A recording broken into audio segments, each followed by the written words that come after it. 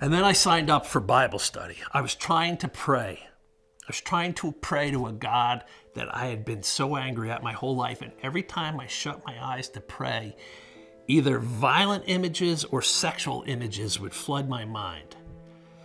So you try having a holy conversation and you got sexual images on your mind, or you got murder on your mind, or you got rape on your mind. And I would just have to shake my head of those images and abandon prayer.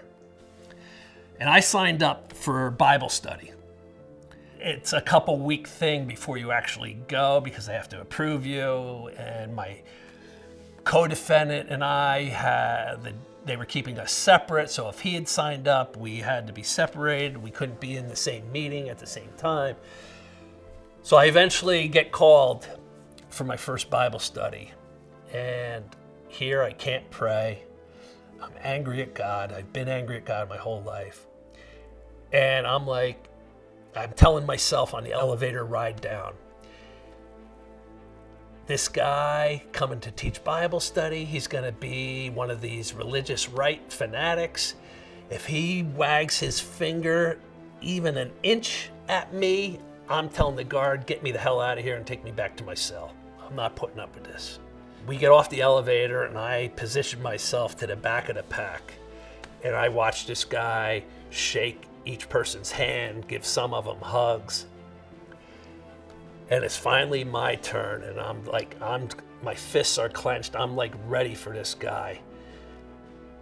And he puts me into a hug and he whispers in my ear, I've been praying for you, and my congregation has been praying for you.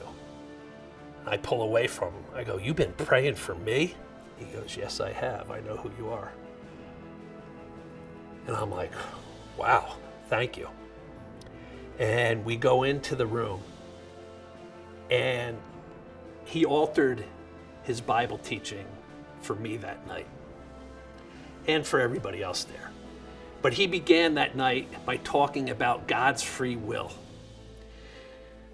And he said to us, God is not a sovereign God who treats us as puppets on a string, orchestrating what we do. We've been given free will. And he points to each person in the room. He goes, you can use your free will for good. You can use your free will for bad. And he goes, and you can interact with each other. And you may interact with somebody using their free will for bad. And you may be a vulnerable child and you can't protect yourself and something bad could happen to you. It's not from God. God can't intervene when there's free will on each and every situation going on in life. He goes, it's just that person has elected to use their free will for evil. And I heard that. It lifted the anger I had towards God from age 12. It lifted it right away from me.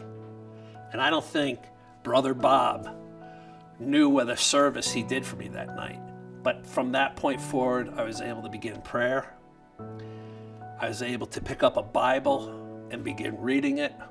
And I was able to develop faith and belief in spirituality. And it changed my life.